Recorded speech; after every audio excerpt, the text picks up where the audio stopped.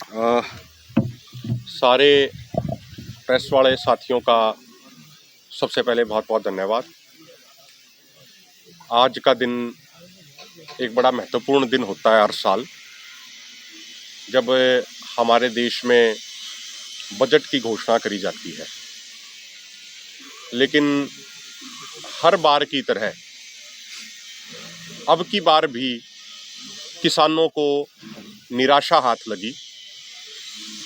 जो किसानों की उम्मीदें थी, हमारी केंद्र सरकार किसी भी उम्मीद पर खरा उतरने में विफल रही।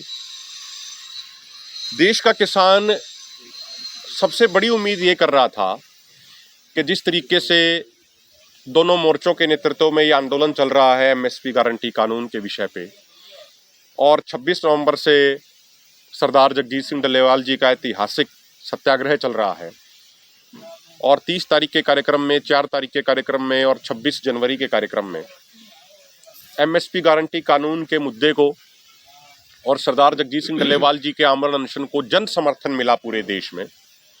तो किसान उम्मीद कर रहा था कि केंद्र सरकार एमएसपी गारंटी कानून की तरफ ध्यान देगी, उसकी तरफ कुछ कार्य करने की सोचेगी। लेकिन पूरे बजट में कहीं पे भी एमएसपी या एमएसपी गारंटी कानून का कोई भी जिक्र नहीं किया गया है। इसके अलावा स्वामीनाथन आयोग की रिपोर्ट को, जो C2+50% फार्मूले को लागू करने की बात थी, उसका भी कहीं कोई जिक्र नहीं है।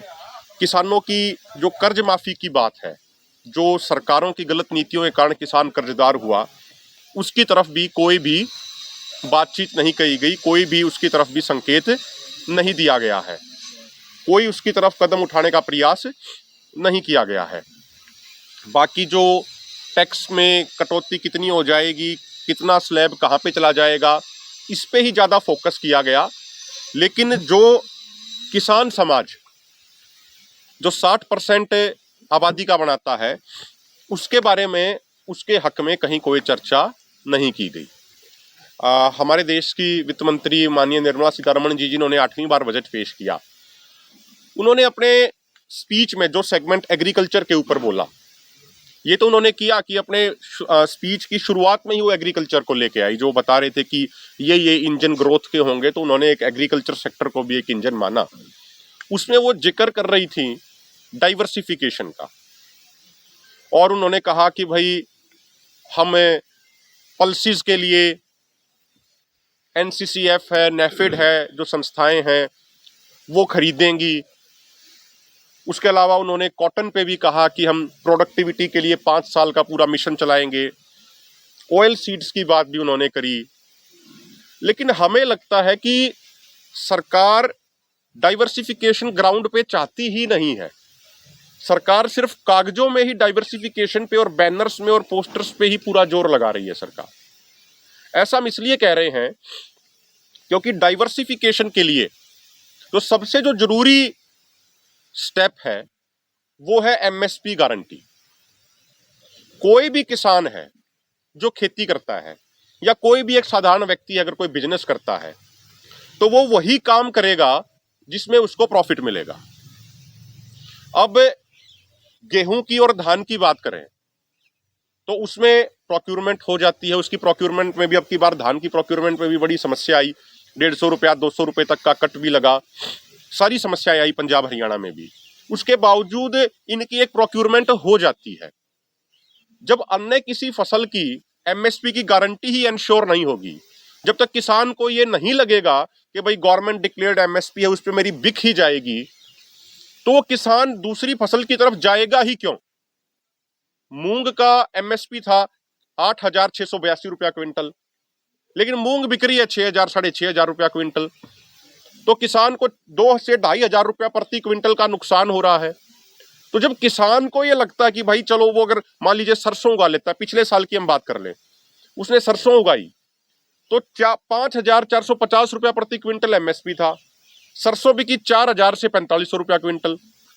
जब उसको ये स्पष्ट तौर पे नजर आ रहा है कि 1 से 1,500 रुपया प्रति क्विंटल का मुझे नुकसान हो रहा है, तो सरसों की खेती क्यों करेगा। कोई भी व्यक्ति, आप किसान को छोड़ दीजिए, कोई भी व्यक्ति ऐसा काम धंधा क्यों करेगा जिसमें उसकी एश्योर्ड इनकम नहीं है और उसको लगातार घाटा होता जा रहा है।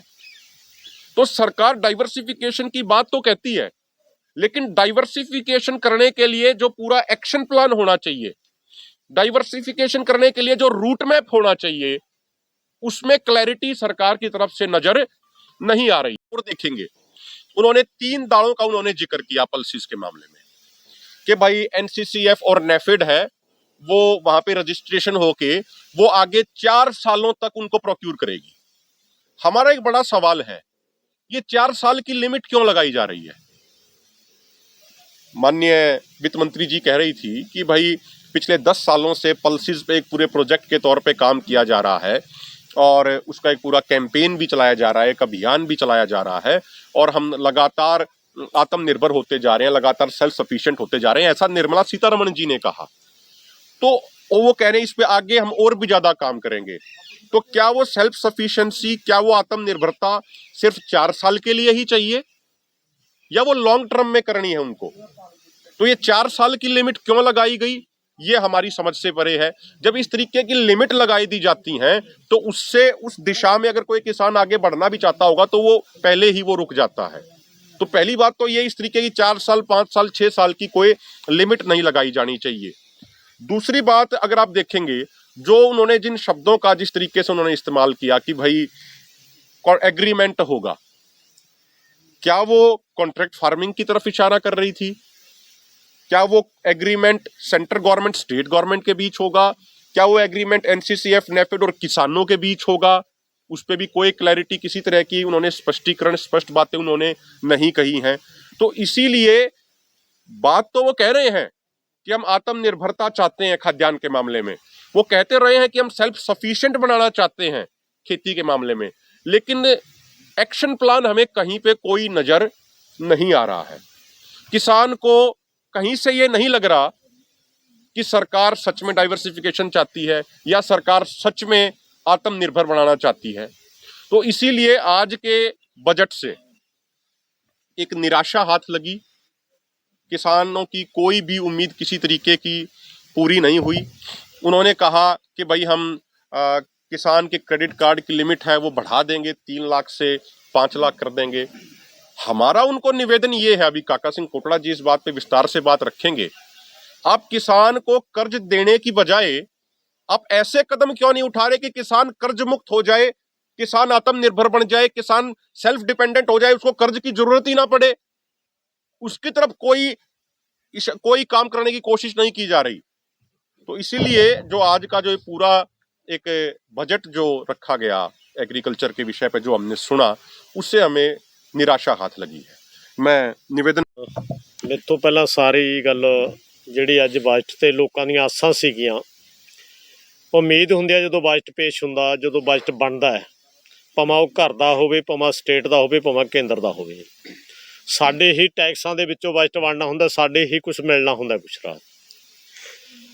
ਪਰ ਉਹ ਤੇ ਜਿਹੜੇ ਤੇ MSP ਗਰੰਟੀ ਕਾਨੂੰਨ ਸਵਾਮੀਨਾਥਨ ਦੀ ਰਿਪੋਰਟ ਸਿਰਫ ਜੇ ਕਰਜ਼ੇ ਵਾਲੀ ਗੱਲ ਦੇਖਣੀ ਹੋਵੇ ਕਿ ਕਰਜ਼ੇ ਤੋਂ ਮੁਕਤ ਸਾਡੀ ਮੰਗ ਹੈ 12 ਮੰਗਾਂ ਦੇ ਵਿੱਚ ਕਿਸਾਨ ਮਜ਼ਦੂਰ ਨੂੰ ਕਰਜ਼ੇ ਤੋਂ ਮੁਕਤ ਕੀਤਾ ਜਾ ਸਕਦਾ। ਇਹ ਰਿਪੋਰਟ ਹੈ ਪਾਰਲੀਮੈਂਟ ਦੇ ਵਿੱਚ ਕਿ ਕਿਸਾਨਾਂ ਨੂੰ ਜਿਨਸਾਂ ਦੇ ਭਾਅ ਘੱਟ ਦੇਣ ਕਰਕੇ ਉਹਨਾਂ ਦਾ ਕਰਜ਼ਾ ਮਾਫ ਕੀਤਾ ਜਾ ਸਕਦਾ, ਛੱਡਿਆ ਜਾ ਸਕਦਾ।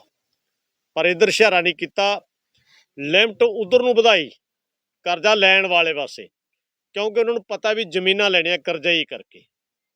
ਉਹ ਇਸ਼ਾਰੇ ਨਾਲ ਛੇਤੀ ਲੋਕ ਸਮਝ ਜਾਣਗੇ ਕਿ ਇਹਨਾਂ ਨੂੰ ਹੋਰ ਕਰਜ਼ਈ ਕਰਕੇ, ਕਰਜ਼ੇ ਤੋਂ ਕੱਢਣਾ ਨਹੀਂ, ਕਰਜ਼ਈ ਕਰਨਾ। ਲਿਮਟਾਂ 'ਤੇ ਲਿਮਟ, ਜਿਵੇਂ ਹੱਦ ਕਰਜ਼ੇ ਤੋਂ ਵਧਾ ਕੇ ਤੁਸੀਂ ਉਸੇ 'ਤੇ ਹੋਰ ਵਧਾ ਲਓ। ਜਾਣੇ ਇਹ ਨੀਤੀ ਅੱਜ ਸਾਫ਼ ਹੈ ਕਿ ਅੱਜ ਤੁਸੀਂ ਹੱਥ ਨੇ ਜਦੋਂ ਡਿਬੇਟਾਂ 'ਤੇ ਦੇਖੋਗੇ, ਇੱਕ ਜਣੇ ਕਹੂਗਾ ਬਹੁਤ ਵਧੀਆ ਬਜਟ ਆਇਆ, ਇਹ ਦੇਸ਼ ਲਈ ਬਹੁਤ ਵਧੀਆ ਬਜਟ ਹੈ, ਇੱਕ ਕਹੂਗਾ ਜੀ ਬਹੁਤ ਮਾੜਾ ਬਜਟ ਹੈ।